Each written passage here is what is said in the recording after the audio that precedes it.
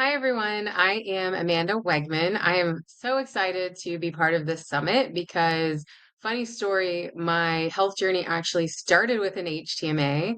I got really off track for a couple years after that, got a master's in functional medicine, and then slowly found my way back to HTMA in 2021.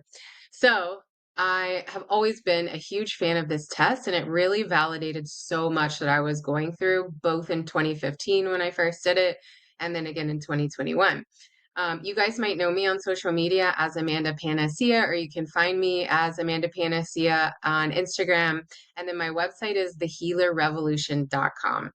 So I really wanted to talk about mast cell activation and the insights that you can gain from the HTMA. And I have kind of put together what I call my 6 layers of mast cell activation. Because I went through mast cell activation, I had hives and rashes and eczema head to toe. I also went through something called topical steroid withdrawal after I took oral prednisone for only 12 days when I already had mast cell activation. So I went through absolute hell for a good 5 years. And it really wasn't until I found mineral balancing and HTMA that I actually started to notice not just improvements, but changes. So when I was at my sickest, I had just kept getting sicker and sicker and worse for multiple years, like 4 years straight.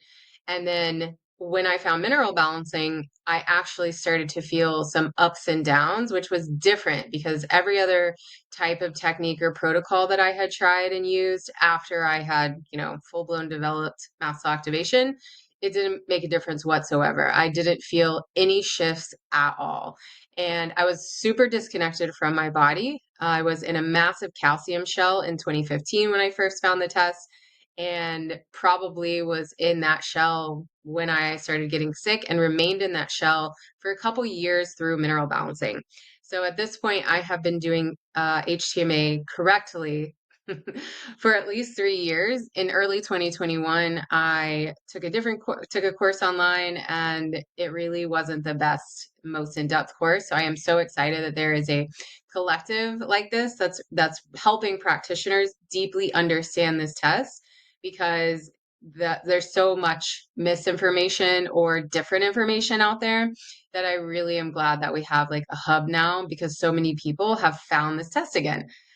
So let's get started with the outermost layer of the 6 layer model that I talk about. So if we imagine an onion or a ball or a globe or whatnot, the outermost layer, when you are struggling with severe histamine intolerance and mast cell activation, is the fact that mast cells are degranulating, right? Like, we know this, we can see it. This person is not tolerating anything.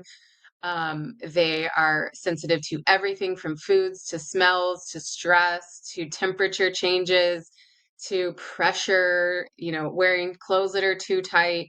Even some of the positive interventions that they've done, that are very gentle, even might still be causing them to elicit that response. And then on top of that, some of the research by Dr. Navial, the cell danger response, this really makes sense to me when we're thinking of mast cell activation. There is a hyperactive mast cell response, and our cells have determined that there is a massive threat, and it's constant, right? I like to think of mast cell activation in 2 categories, and there is no research to this. This is just what I've noticed. I tend to work with a lot of people struggling with mast cell activation. Is there's the type that is very hypersensitive and reacts immediately. So they're very hypersensitive, but they know what they can tolerate. They have a list of things that they do okay with, or they're down to a few foods because they know that they're not having reactions to those foods. And then there's the second type, which is what I felt like I was, which is just this uncontrolled, relentless inflammation that you can't really tell if anything is helping or not helping. If anything is moving the needle better or for worse, it's just chronically really, really bad inflammation. And that could look differently. Like for me, it was rashes. For someone else, it might be chronic pain, and headaches and, hives and things like that. Gut issues. No matter what they eat, they don't know what they're reacting to. They don't have any safe foods because everything just hurts.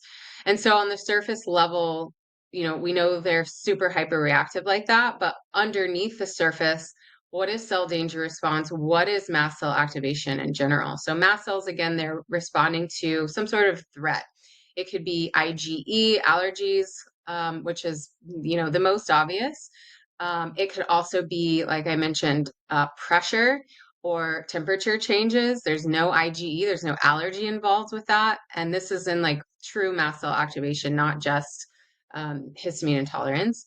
They could also be reacting to toxicity or internal toxins, internal infections, and then cell danger response. This is also when the cells have determined that there's some sort of threat. So this is also going to incorporate the stress piece. And this, as a licensed mental health counselor, originally, before I even went back to school for functional medicine and started studying like the body and stuff, this is where I have found relief as well, kind of full circle coming back to my roots as looking at attachment and looking at stress and trauma and things like that that are affecting how our body is responding to things. So interesting, when the cell is in that cell danger response, it is going into a very protective mode, and it's actually shifting aspects of your immune system.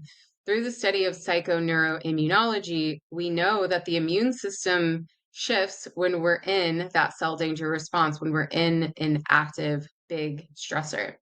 And when that happens, calcium is going to flood into the cell as a danger signal.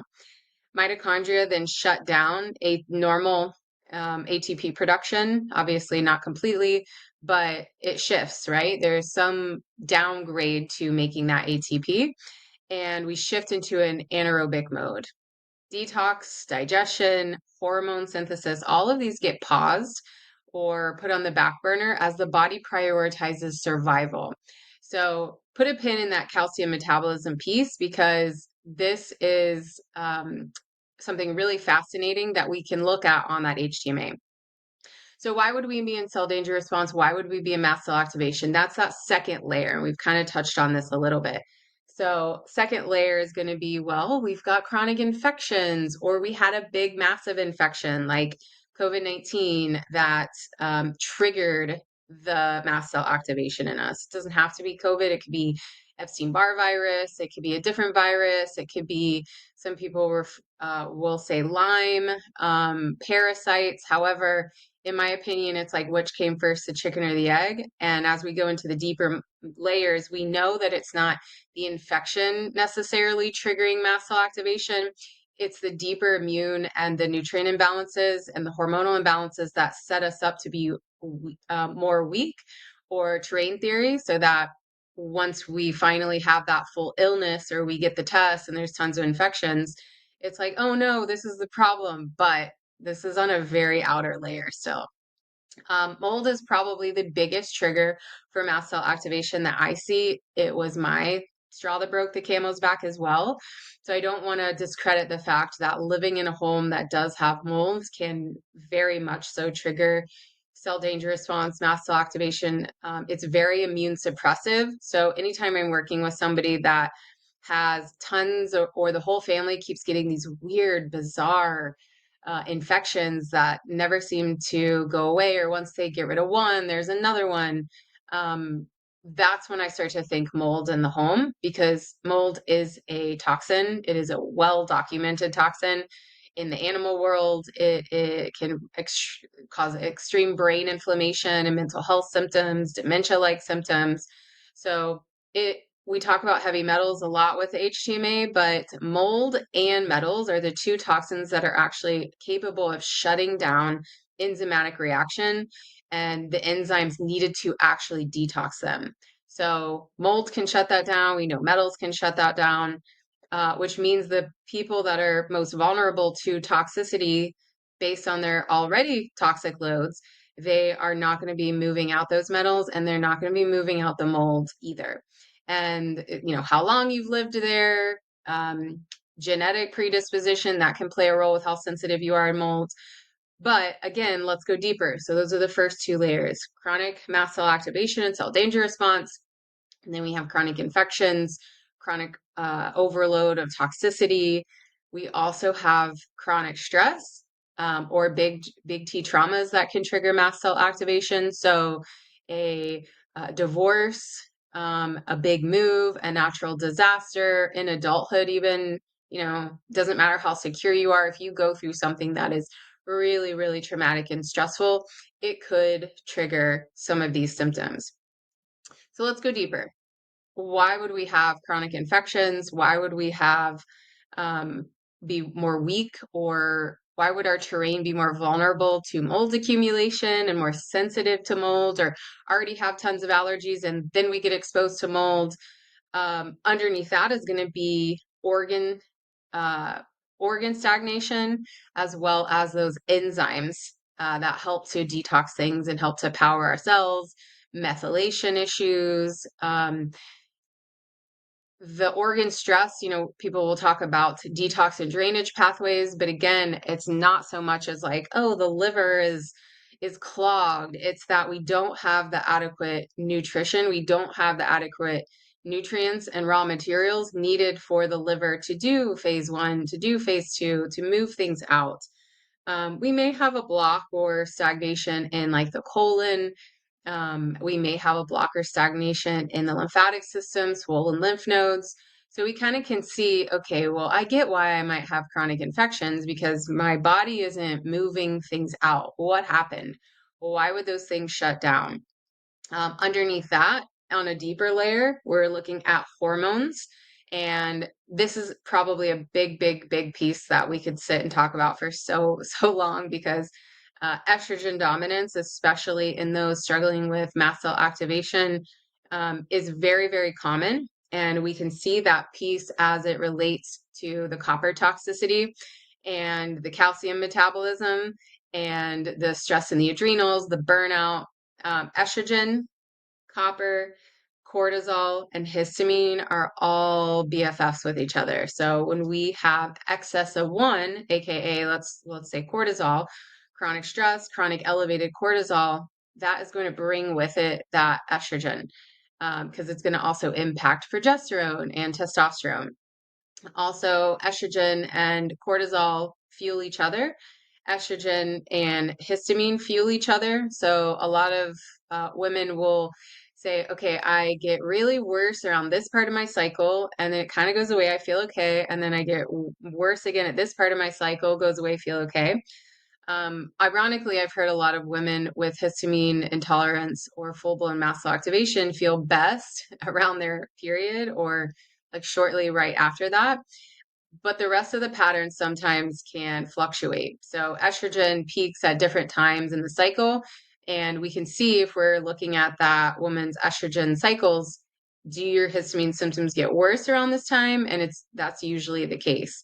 Progesterone, for example, if somebody's estrogen dominant, has really low progesterone, then we can also think maybe chronic stress as well, which progesterone is going to help with calming that person down and helping to break down histamine and move it out of the body.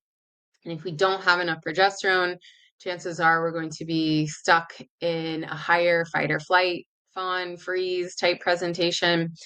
Also with hormones, when thinking of cortisol dysregulation. So we, all of us listening, know that cortisol and chronic stress is going to deplete your electrolytes, right? So cortisol can cause the sodium and potassium, calcium and magnesium to not just be depleted, but I like to look at sodium and potassium as the gas pedal of the body. So if I'm checking out someone's HTMA and I see their sodium and potassium are much higher, they're in that fast oxidation. We're talking about, what's the big stressor going on right now? What is stressing you out so much because you are actively trying to overcome a stressor? You have higher aldosterone, maybe higher cortisol. And what can we do to self-soothe or to regulate or process whatever is going on? Whereas when somebody's in that very slow oxidation, when we have much, much higher calcium and magnesium, then we're looking at, okay, you're in this pattern of being stressed out for many, many years, right? Most of the women that I've looked at, this is their baseline. They're Yeah, I've been this stressed for 20 years. I've been this stressed my entire life, or I don't really feel that stress, but I'm very, very tired. In that slow oxidation, I like to explain that when we see this really high calcium and magnesium, it's like the body is trying so hard to slow you down. It is pumping the brakes. And that's a good analogy to help people understand, like, yeah, yeah, okay, I can feel that. Like, I don't feel like I've ever been rested, or I've had chronic health issues for the last 5 years, and it's been the number one thing that I'm thinking about. My brain never stops, my mind never stops. I'm constantly trying to figure this puzzle piece out that is my health issues. So coming back to that calcium piece, here's where we start to tie in a lot of things together. Because hormones regulate our electrolytes, and then there's that downstream effect on the other minerals. When I see a really high calcium level like that, I'm thinking of this is a protection pattern, right? This is the shell. This is that I don't want to be seen. This is I don't want people in my space. I don't want to be vulnerable. I have a hard time getting close to people. I've been hurt before. And this is where I'm starting to look at attachment styles, like insecure attachment styles, like anxious attachment or fearful avoidant, or even dismissive avoidant, even in women. Like I leaned much more to the dismissive side when I was in that massive calcium shell. And this is where you're really shutting down your own authenticity. You're saying, I am embarrassed or ashamed, or I don't know who I truly am, or I don't want people to see because I feel guilty or shame about something. I don't want to be seen as an imposter. And when you don't feel like you're capable of being seen, whether that's on social media or whether that's more in your day to day life, like when I was first did that HTMA in 2015, I still was so insecure that I didn't want the person that I was dating to see me without makeup on. Like it was insane. I would put makeup on like right after the shower. So there's this like self-hatred or low self-esteem with a lot of shame and guilt, and we're putting up that block of calcium, that wall of calcium, to help hide us. So I like to ask people that are in this shell, what are you hiding from? Or who are you hiding from? Or what is something that you don't want your closest friends to know about? What is something you don't want even your partner to know about, your husband, your girlfriend, whatever? What is something you're ashamed to tell people about? And we really get into those deeper wounds of why do we need to hide? Why do we feel like we can't be authentic? And with that comes the nervous system response of fawn or people pleasing. And that, of course, is going to further perpetuate that burnout because you're never fully understanding or knowing what you need, and therefore you just do what everyone else needs, and your needs never get met because you don't know how to ask for them. You don't want people to know what you want. You don't sometimes don't even know who you truly are, and so you don't know what you want because you spent your life fawning over making sure everyone else feels okay, because through that lens of codependency, if they're okay, I'm okay. If they're not okay, I'm not okay. And so we micromanage. This personality type really micromanages how everyone else feels and believes that that is how they need to feel okay about themselves. The discomfort of other people, especially those very close to them, causes so much pain and anguish that they will do anything to help or fix the other person, and so that they can feel better themselves. And so these are the people that really benefit from that mind body connection work. I do a lot of somatic awareness, somatic listening, at the simplest terms, like learning how to feel again. When I was really sick, people would say, "Oh, you have to process your emotions. You have to feel your feelings." And it was like, well, how do I not feel my feelings? How do I can you tell me how to feel my feelings? Because I don't know what I'm doing wrong, right? And so learning about somatics and somatic listening and somatic experiencing really changed the way that I understood how to be more connected to my body, because that personality type, that calcium shell, is going to come downstream with that copper toxicity, copper bio unavailability, copper deficiency, all at the same time. And so they might also resonate with that chronic racing thoughts, can't turn the mind off, always overthinking, underfeeling, very disconnected from their body, and learning how to develop that felt sense of, what do I need? Do I need to go to the bathroom right now? Do I need to go to sleep? Do I need to eat? Like, it sounds so simple, and it is simple, but these are the things that really, really help this type of person get out of their head, get into their body so that they can start to feel again. And then once they start to feel safe in that present moment, once they start to feel that their body is a safe place to inhabit, so they might have had other types of traumas in childhood. But once they start to be able to self-regulate by being in the present instead of just spinning out of control in their mind and looking for control through other things like health protocols and focusing on other people and um, uh, like overly planning, that outward sense of control. Once they have an internal sense of control, the mast cell activation, the high cortisol, the high estrogen, the cell danger response starts to relax a little bit. It starts to complete. The cycle starts to go into that parasympathetic. And this is not an overnight process. I work with people for at least 3 months as a minimum on this type of self-inquiry and somatic experiencing and somatic awareness, because it is not a short process. This is a minute to minute shift in how we're being. And people not in the calcium shell can obviously benefit from this greatly, but especially those people who have built up that protective wall because they're afraid to be vulnerable and they're afraid to feel their own feelings. I find that and I know Dr. Wilson talks about like the pulling down method, and just little things like that can go a really long way.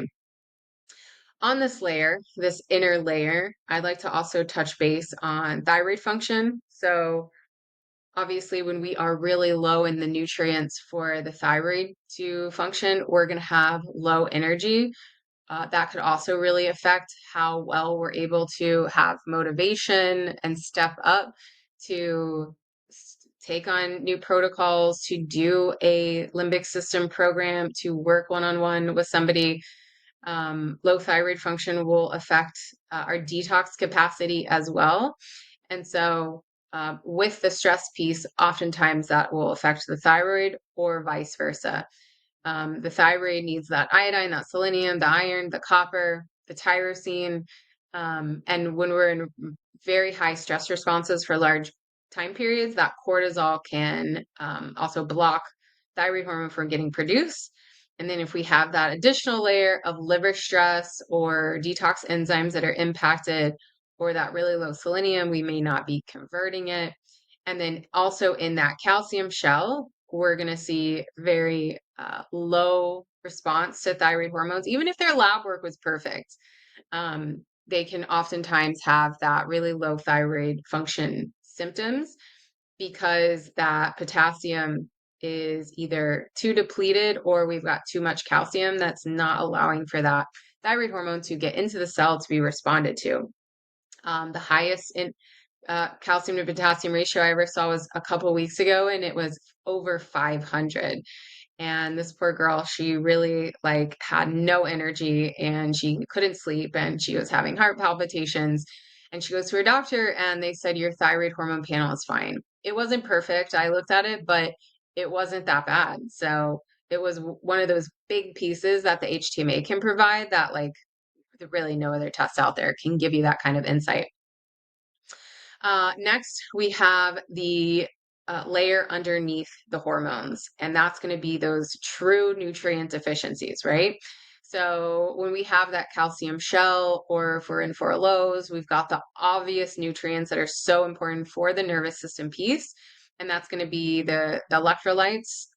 Every single person that I've ever worked with struggling with mast cell activation feels better taking in electrolytes, whether that's from the mineral balancing protocol, but also just getting enough food, getting enough of the sodium and potassium.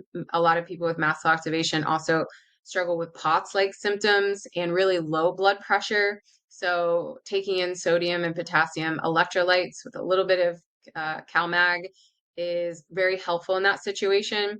It's not going to totally reverse it on itself, as you guys know. We need to kind of follow the HTMA patterns as time goes on, but temporarily, and I was no different. The sodium-based electrolytes like Quinton minerals or the potassium-based electrolytes like Body Bio's E-Lite, those can allow you to feel like a different person in like 5 minutes. So I like to take those in through food, but also sometimes those supplements. The calcium and magnesium piece, I try to really get in and help the person to understand that even if they're high calcium or calcification, we really want to take that in because over time, once they start to get into that perimenopause, and menopause, we're going to run the risk of osteoporosis. So we want to make sure we're getting in the calcium, magnesium, as well as all of those cofactors that help to direct the calcium back into the bones, back into the teeth. So that's why I love the Valence supplement, the CalMag Fusion. I was looking for a supplement like this for many years and it didn't exist. I still to this day, I don't think that there's anything comparable to CalMag Fusion. So it's by far one of my favorite supplements to use.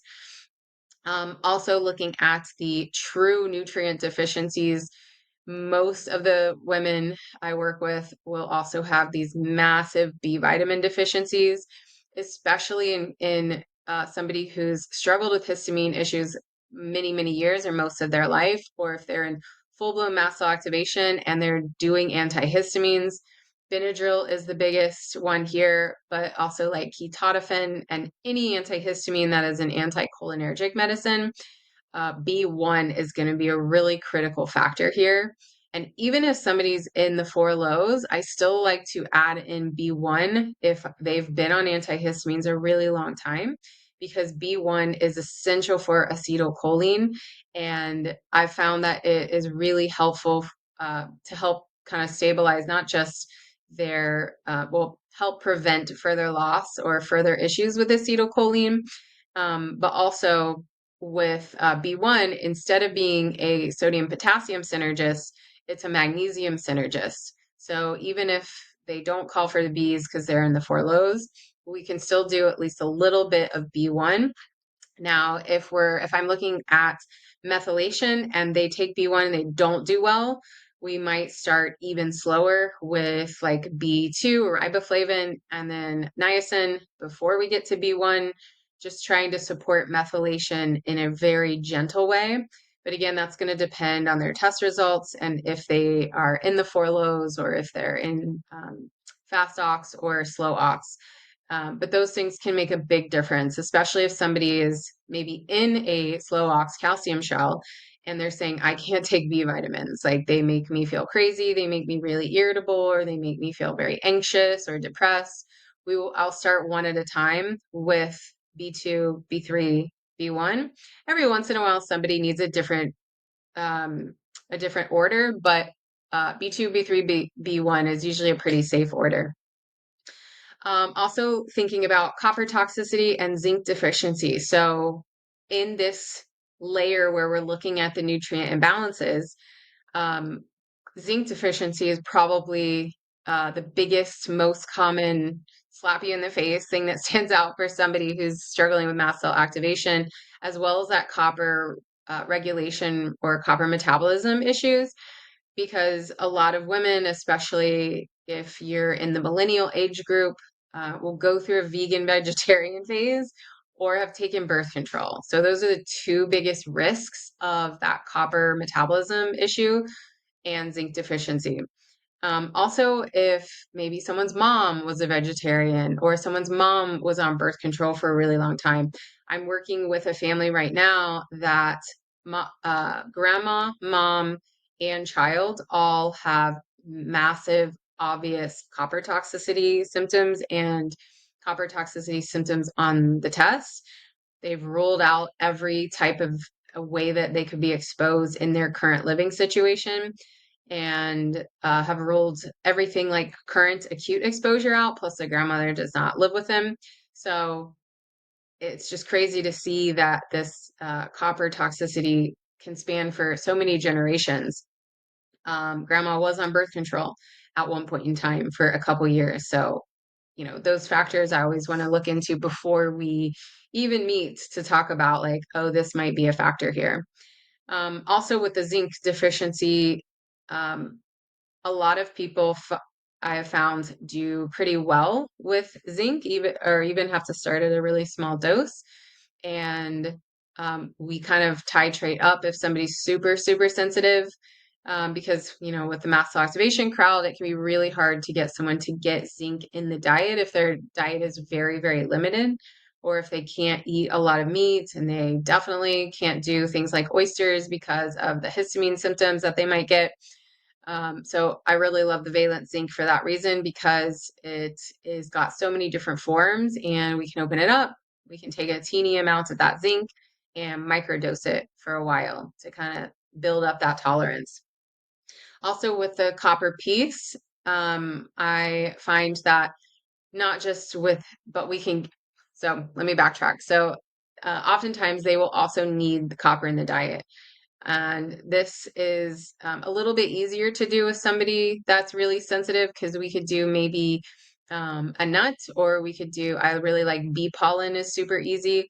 And that bee pollen and the bee products in general can add another layer of kind of an immunotherapy piece to somebody who's really, really sensitive. Let's see, then thinking about phosphorus. This is a big red flag for those struggling with mast cell activation and histamine intolerance, because that low phosphorus, poor protein breakdown, and um, the possible overgrowth in the gut, like especially candida, especially if they have a mold history. We're looking at that. And then the leaky gut piece. So the parasites, the molds, the SIBO is another big piece. Often people with mast cell activation will often have this three type of diagnosis, like with the POTS, and then also with connective tissue symptoms. So again, we're kind of going back to copper and the B1 deficiency, which can affect gut motility. And then we've got the overgrowths, we've got the stagnant detox pathway. B1 is super helpful also for activating the vagus nerve and supporting the acetylcholine that is responsible for that automatic functioning of the body. So activating the vagus nerve, helping to get the gut moving, helping to make the acidity in the gut.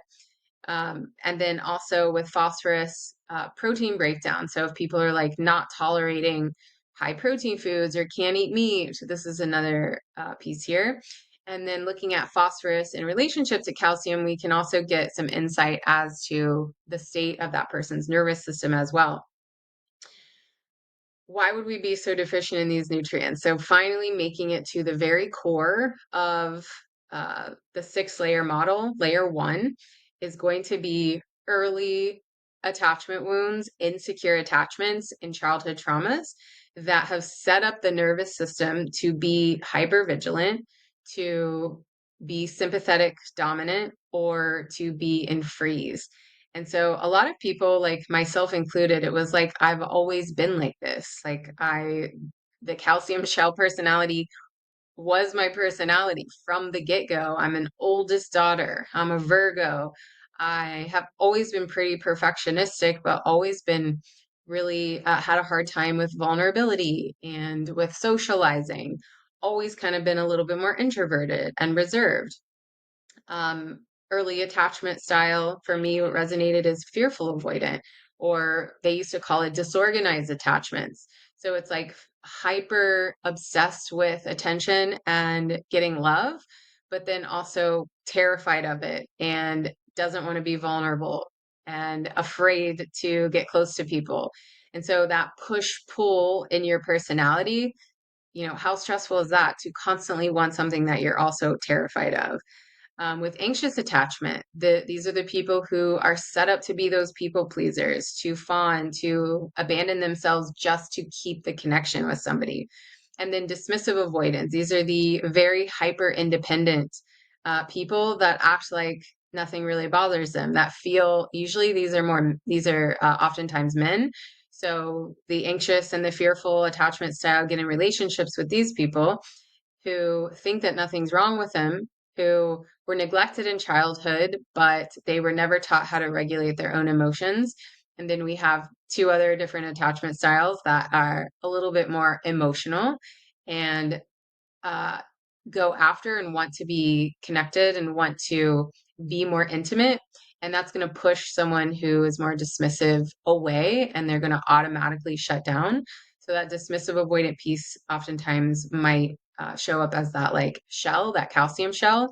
But we can really see this in fearful avoidant and anxious attachment as well. There's no like pattern in HTMA that's going to translate to the attachment styles.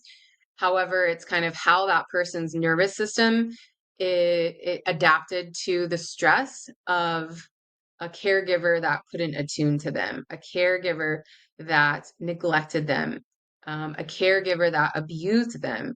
And however their nervous system adapted, the belief systems that they created about the world, that's the lens that they're going to be seeing everything through. So you can be the best HTMA practitioner out there and give perfect supplements exactly the way that you're supposed to.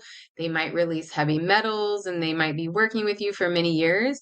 But if they decided when they were 2 years old that the world was unsafe, that they couldn't trust anyone, that their body was unsafe, then they are going to constantly be seeing that in the world around them. Now, don't get me wrong. I think that nutrients and nervous system and emotional work is bi-directional. We can't get too stuck over in the emotional and just be completely malnourished. But we also can't do just the physical and just the mineral balancing and nutrient balancing without taking a look at those belief systems as well as the nervous system states that that person tends to automatically fall into. And that's where half of my work is really important. It's looking at the patterns in life that this person is experiencing and helping to understand what are the patterns that keep coming up and what do I notice that my nervous system does automatically, right? Like when I used to get into arguments or when somebody would criticize me, and this is a wound when somebody is dismissive of feeling like they're defective in some way, like I am broken. So when someone would criticize me, and even up until recent years, I would feel this strong stress response and go into a freeze state and not be able to say anything back. So, for example, would never have joined the debate team or anything like that because anytime somebody would criticize something that I would say or something that I did, it would cause my nervous system to automatically just shut down. The prefrontal cortex was gone. It was just um, get out of there. Don't say anything. And so if somebody is having these automatic reactions to the relationships that they're in, and they believe that people in relationships are unsafe, the nutrient depletion is going to keep coming, right? Like the changes in minerals, the calcium shell, the copper toxicity, the low zinc, we can replenish all day. And obviously nobody's going to reach this like perfect, no heavy metals in the body, but we could release, we could detox. But if you don't address that piece that is causing you to constantly burn out, to overwork, to not trust yourself, to people please, then these patterns are going to stick. So, in a nutshell, layer 6, the outermost layer, cell danger response, mast cell activation. Why? Layer 5 is layer 5 is infections, chronic infections, as well as chronic stress. Layer 4 is that hormone piece, as well as the stagnation in the organs. Layer 3 is the hormones and the nutrient imbalances.